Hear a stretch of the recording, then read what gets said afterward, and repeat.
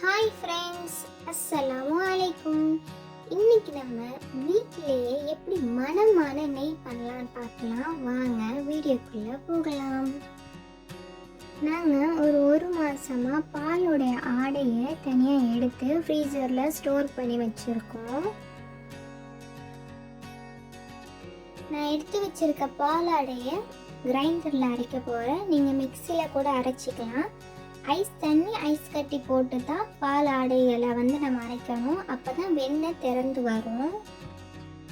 பாருங்க, வெண்ணெய் கொஞ்சம் கொஞ்சமாக வந்துட்டுருக்கு தனியாக. பாருங்க, வெண்ணெய் நல்லா பிரிஞ்சு வந்துருச்சு. இப்போ நம்ம அதை எடுத்துக்கலாம். எவ்வளோ அழகாக வந்திருக்கு பாருங்க. நம்ம எல்லா வெண்ணெய்களையும் எடுத்த பிறகு ஐஸ் வாட்டரில் ஒரு அலசிக்கோங்க வெண்ணெயை. இப்போ நம்ம பால்லேருந்து எடுத்த வெண்ணெயை அடுப்பில் போட்டு உருக்க ஆரம்பிச்சிடலாம்.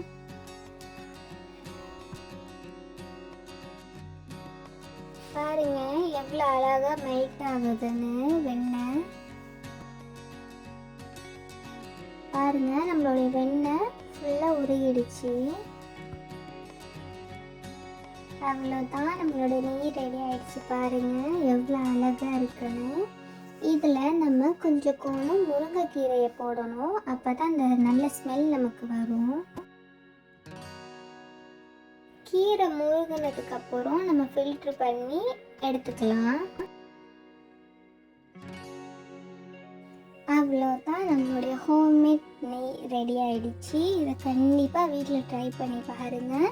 கடையில் வாங்கின மாதிரி அதே ஸ்மெல்லோட டேஸ்ட்டோட சூப்பராக இருக்கும், ஹெல்த்தியாகவும் இருக்கும். வீட்டில் கண்டிப்பாக ட்ரை பண்ணி பாருங்கள்.